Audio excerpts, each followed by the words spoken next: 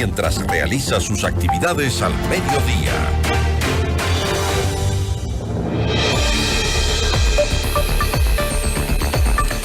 Además de que las evaluaciones educativas no cumplen con los niveles de excelencia, están lejos de ella, el problema más grave es la violencia en escuelas y colegios. Armas, drogas, delitos sexuales, es algo de lo que se tiene que enfrentar el nuevo gobierno y sus autoridades de educación.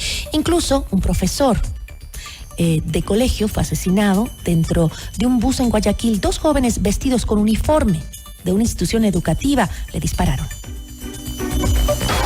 La entrevista a la carta, en diálogo directo con los protagonistas de los hechos.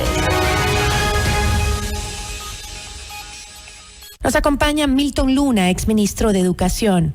Milton, ¿cómo está? Muy buenas tardes. Muy buenas tardes, estimada Gisela, los tiempos. Sí, ¿cuánto tiempo sin verlo? Siempre es un gusto. Cuéntenos, ¿qué es lo que está pasando? Se ven casos realmente dolorosos. Ahora, este último que ha preocupado muchísimo, sobre todo a la red de maestros del Ecuador, que puso en su red social X un doloroso mensaje, ¿no? Diciendo, seguimos muriendo los maestros, ¿no? Sea dentro del aula, fuera del aula, en un bus de transporte. Está en investigación todavía si se trató efectivamente de estudiantes o delincuentes disfrazados con el uniforme de una institución los que asesinaron a este profesor. ¿Cómo ve usted la situación? Fíjese, Gisela, uno de los aspectos menos estudiados y evaluados en los últimos tiempos que la sociedad ha estado convulsionada por el tema de la violencia ha sido prestar alguna atención, tal vez no la suficiente, de lo que está pasando en el mundo de la educación.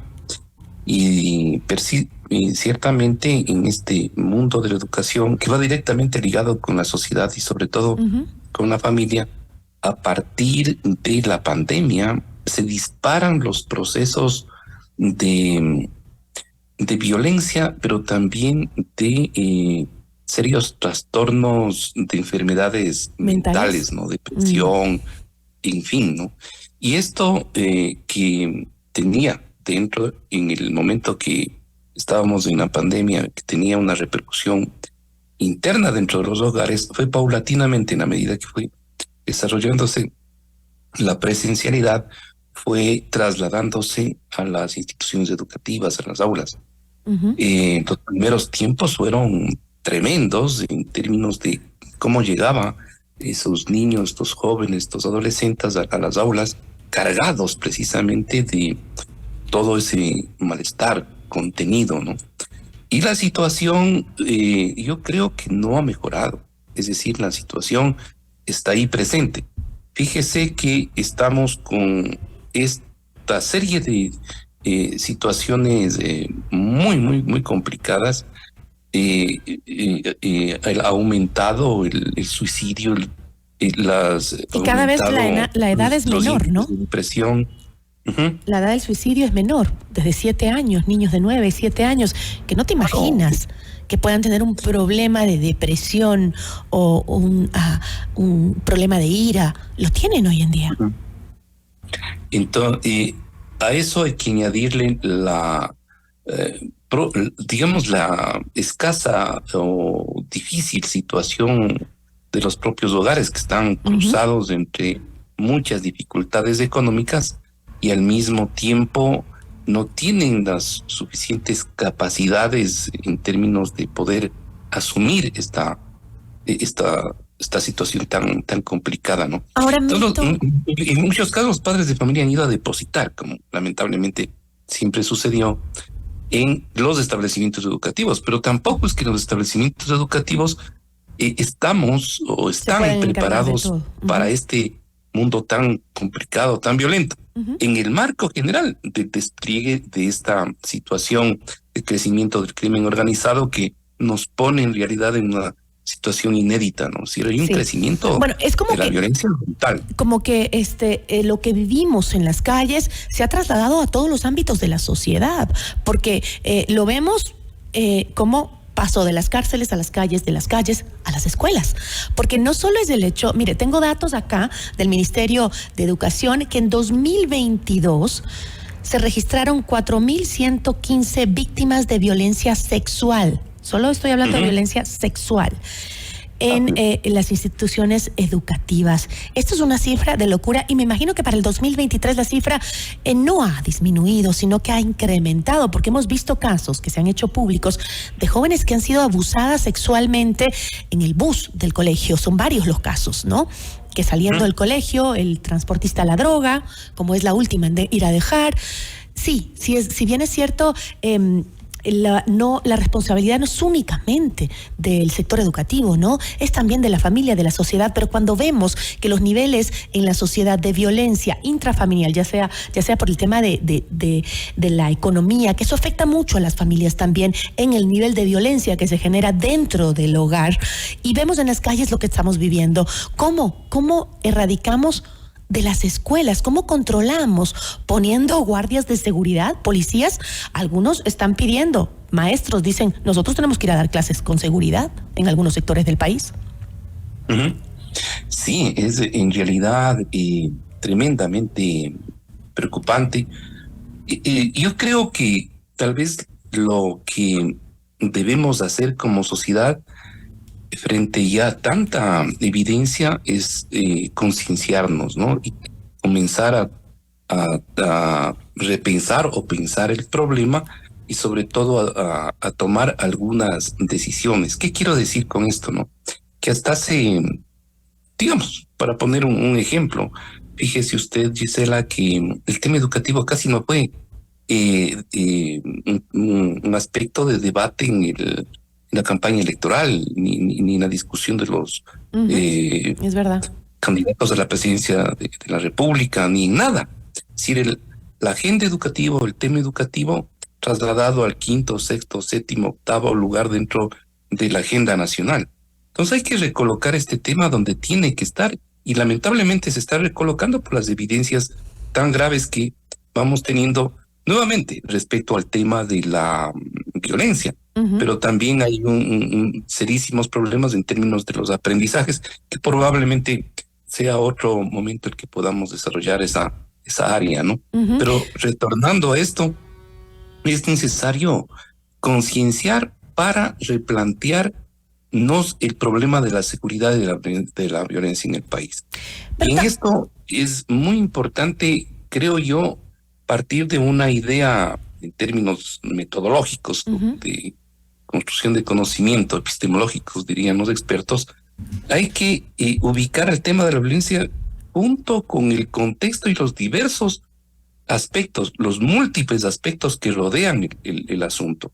El tema de la violencia no solo actual, ¿no?, que vive el país, no solo tiene que ser enfocada desde la perspectiva policial o militar o de las reformas de tipo penal, en fin, sino también en lo social y particularmente dentro de lo social, lo educativo. En lo educativo, exacto. Y en ese ámbito. En esto, por ejemplo, Gisela, que y usted es súper consciente de esta situación, que alrededor de 200,000 chicos salieron del sistema educativo, muchos de ellos. La deserción es grandísima. Barrios y poblaciones fueron y siguen siendo reclutados por el crimen organizado. El tema aquí, el neurálgico ahora, Milton, es el tema de la seguridad, que el nivel de inseguridad que vivimos, que ha penetrado a todas las instancias, no nos deja caminar a la sociedad, digamos, ¿no? Pero también usted dijo algo clave, que es el concientizar, ¿no? Que la sociedad tiene que hacer conciencia de qué es lo que necesitamos. Pero en esa sociedad, y ya hablando de lo que hoy nos compete, que es el tema educativo, digo, ¿por qué las instituciones al día de hoy siguen pensando que es mejor no alertar sobre los casos de violencia, de abuso, de maltrato dentro de las escuelas?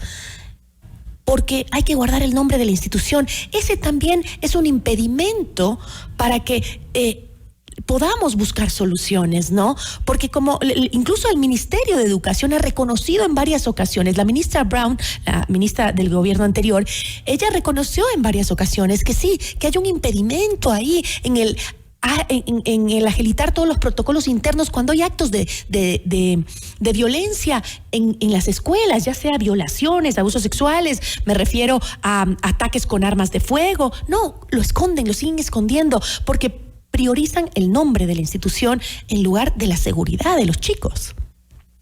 Claro, y es que estamos partiendo con viejos conceptos, ¿no? Y estos viejos conceptos a la larga encubren la realidad, porque dicho sea de paso, por ejemplo, el proteger bajo el sello de quiero que mi institución no esté en las primeras planas de los periódicos, entonces yo no enfrento el problema porque eso va a repercutir en el prestigio o lo que fuera de la institución, entonces oculto. Entonces, esto significa que el momento en que ocultamos no hay transparencia, y que el momento en que no hay transparencia no se enfrentan los problemas como tienen que ser enfrentados. Pero no debería ser más drástica la sanción para esas instituciones. Hay otro aspecto, Gisela, que es importante, que es el tema de que en realidad todos los esquemas, sobre todo en términos normativos que se han creado en los últimos 10 años, han ido judicializando los temas educativos como tales. Entonces, la institución, por ejemplo, no resuelve desde hace rato los temas en el ámbito de la educación. Obviamente hay aspectos que ya pasan al ámbito penal, ¿no? Pero la verdad es que muchos aspectos deberían ser resueltos en el ámbito educativo y no ser trasladados a la fiscalía. Es que no se procesan, entonces, pues, dentro del sistema educativo. Entonces, en la fiscalía todo está, supongo, desbordado, ¿no? Entonces es una sociedad que institucionalmente no logramos reconstruir los canales suficientes y colocando los problemas en su debido lugar como para que puedan ser resueltos. Rápidamente, Milton, porque se nos acaba el tiempo, ¿por dónde empezamos? ¿Cuál es el principal objetivo que tienen que tener las autoridades de educación en este gobierno nuevo para enfrentar todos estos problemas que tiene el sector educativo? Porque además también está la calidad de la educación. ¿Por dónde empezamos? A mí me parece que hay que urgentemente ligar el tema de la seguridad con el tema educativo y con los temas sociales, ¿no? Lo que significa replantearnos las prioridades de cómo resolver el tema de la violencia y la seguridad en el país, colocando la educación dentro de los aspectos que tienen que integrarse, por ejemplo, dentro de lo que sería la estrategia para combatir la inseguridad y la violencia. Pongo un ejemplo. Dentro del plan Fénix tiene que estar la educación. Muy específico sería, por ejemplo, cómo podemos reincorporar a la escuela a la comunidad. Y dentro de este planteamiento de incorporar la escuela a la comunidad, al barrio, a lo que fuere, hacer uso de instrumentos que no serán costosos, sino son instrumentos que fueron utilizados, por ejemplo, en Medellín y en otras ciudades que han tenido serios problemas, al arte, a la música, sí, al deporte, como aspectos centrales de aglutinamiento de los chicos para que puedan dedicar sus energías precisamente a eso y no ser presas, en este caso, del crimen de los organizado. Tentáculos, ¿no? de las mafias. Sí. Exactamente. Y de otra parte, es importante también replantear la relación entre escuela y familia. Es decir, yo como padre de familia no puedo, y eso no es que... estar alejado.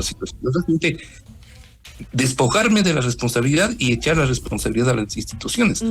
Hay que establecer un enlace entre familia, ¿sí? Y escuela colegio, y comunidad. Esto me parece absolutamente importante. Básico. Y esas son las prioridades en el país.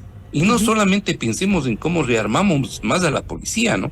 Que está bien. Exacto. O cómo dotamos de mayor capacidad al sistema ético y digamos el sistema jurídico con la ética y con una serie de instrumentos importantes, sino cómo movilizamos al sistema educativo nacional en pro, por ejemplo, de la seguridad. Recordemos, Gisela, un aspecto clave. Hay 4,5 millones de estudiantes, más o menos, ¿no? Y alrededor de casi 220,000 docentes en el país.